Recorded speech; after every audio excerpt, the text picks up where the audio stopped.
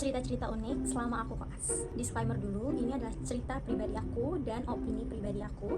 Kalau misalnya teman-teman punya cerita yang sama atau senasib dengan cerita aku, teman-teman boleh banget komentar.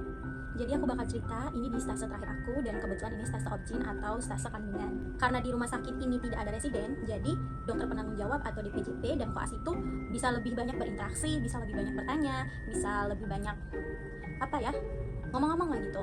Nah, jadi di suatu hari aku ada ikut operasi dokter X misalnya, jadi beliau ada jadwal SC atau sesar itu sebanyak 5 pasien.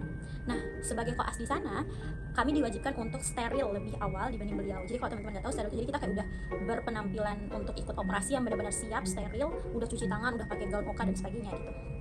Nah, pada momen ini karena aku koas yang baru pertama atau dalam tanda kutip baru mulai putaran di rumah sakit tersebut, seperti biasa kami kenalan dulu nih sama perawat-perawat di ruang operasi, sirkuler, perawat anestesi, dan orang-orang di sekitar ruangan OK.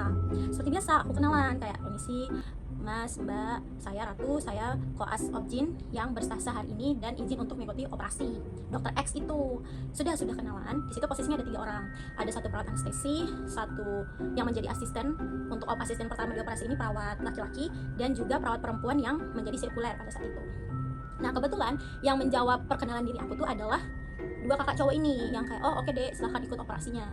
Nah, pada saat itu sebelum kita steril, kita sebagai koas harus sudah punya gaun sendiri untuk ikut operasi. Nah, karena di situ posisinya aku pertama baru ikut operasi stase itu di rumah sakit itu, aku bertanyalah kepada para perawat-perawat yang ada di sini, permisi kak, untuk gaunnya apakah saya cari sendiri atau saya ke ruang farmasi atau bagaimana? Nah, 2 kakak ini tidak menjawab karena mereka lagi mempersiapkan. Jadi aku bertanyalah sama mbak salah satu mbak yang ada di situ di ruangan 3 orang tadi. Dia bilang silahkan cari ke ruang farmasi atau ke ruang obat. Nah, jadi karena jarak ruang OK dan ruang obat itu nggak terlalu jauh, ya sudah aku ikutlah, manut aja gitu. Sudah aku pergi nih ke ruang farmasi atau ruang obat itu gitu. Aku bertanya lah, permisi mbak, saya Ratu, saya koas yang akan ikut operasi dokter X gitu. Boleh minta gaun tidak untuk persiapan steril gitu. Dari ruang farmasi ini ngomong, ambil aja di tumpukan alat-alat OK. Jadi biasanya di tumpukan alat-alat OK itu memang ada berbagai macam baju untuk dokternya, untuk perawatnya, untuk sirkulernya, pasiennya dan sebagainya gitu. Sudah, karena di sana udah bilang kembali ke perawat sana dan minta di ruangan OK itu, sudah aku kembali lagi nih, minta lagi. Misi Kak, arahan dari bagian farmasi untuk minta baju di sini aja. Nah, tapi di sini perawat yang mbak ini, ya perawat yang di OK mbak ini ngomong ke aku, silahkan cari di luar ruangan karena memang ada ruangan lagi. Nah, sudah aku cari lagi dong keluar itu untuk cari baju. Sudah aku cari 5-10 menit nggak ada. Aku balik lagi, aku ngomong lagi, permisi mbak, bajunya nggak ada gitu. Nah, terus 2 kakak cowok ini nyeletuk ngomong ke aku, dek itu di baju meja steril tuh masih ada lebih baju, ambil aja di situ. Tapi dari ucapan itu si mbak ini nggak seperti tidak setuju, tapi seperti setuju dan tidak setuju. Terus ya sudah, aku bilang oke baik Kak, terima kasih.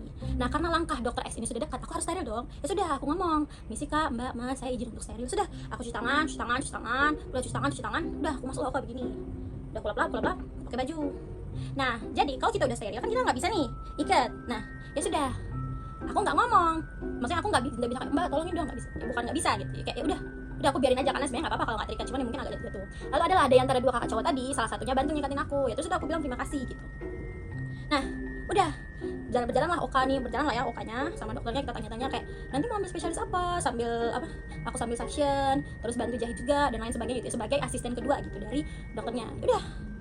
Udah kita tanya-tanya, pas operasi selesai dokternya pasti keluar duluan dong, terus kayak titip ya dek, silahkan diselesaikan. Udah, aku dengan 3 orang di ruang OK tadi bantu kan, masih ada sisa covid dari iodin tuh. Sudah aku lap-lap kan pakai kasa basah gitu kan, kasa dikasih ACL terus dilap-lap. Sudah, ya udah aku lapnya kayak biasa nih ya. Sudah, oh ya udah.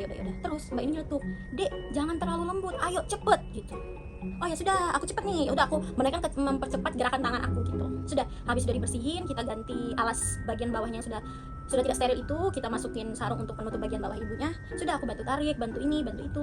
Terus mbak itu nyeletuk lagi ke aku, dek jangan cepet-cepet, pelan-pelan aja, kasihan pasiennya. Bentar, aku disitu dalam hati kayak, apa nih gitu. Ternyata pada kondisi itu ya aku nggak maksudnya aku mungkin kesel tapi aku tidak menyuarakan itu gitu. Tapi untungnya di antara 2 kakak tadi, salah satunya aku nggak tahu yang mana, mereka bersuara dan mereka ngomong ke mbak ini yang ada akunya, kamu tadi suruh adek ini cepet-cepet, sekarang kamu suruh adek ini lambat-lambat, jadi kayak gimana? Nah, aku rasa nih sudah ada suasana yang nggak enak, sudah ada suasana yang kayaknya ini operasi operasi pertama nih, masih ada 4 operasi lagi. Terus ya sudah, aku tetap diam, aku tidak mau merasa diuntungkan atau merasa dirugikan. Ya udah, aku cepet-cepet selesaikan, aku dorong lah pasiennya keluar. Lalu guys, sebelum aku keluar, perawat itu ngomong ke teman cowoknya, ke perawat laki-laki ini, kayak, emang kamu suka sama adik koas itu gitu. Ya maksud aku gini loh, dia ngomong kayak gitu itu ya kalau dia suka, tapi itu aku nggak tahu, maksudnya aku nggak peduli juga gitu. Yang maksud aku adalah mereka ini bersuara karena mbak yang sesama cewek dengan aku tuh nggak support aku gitu, maksudnya nggak kayak apa ya, tidak memberi suasana yang positif gitu, tidak memberi suasana yang nyaman gitu. Maksud aku kayak, ya kan gini, maksud aku gini guys, kalau misalnya merasa tidak nyaman dengan kehadiran koas di situ, ya ini rumah sakit pendidikan gitu, dia bukan rumah sakit swasta yang tidak akan ada koas gitu kan, gitu, dia bukan rumah sakit swasta yang tidak akan ada koas gitu.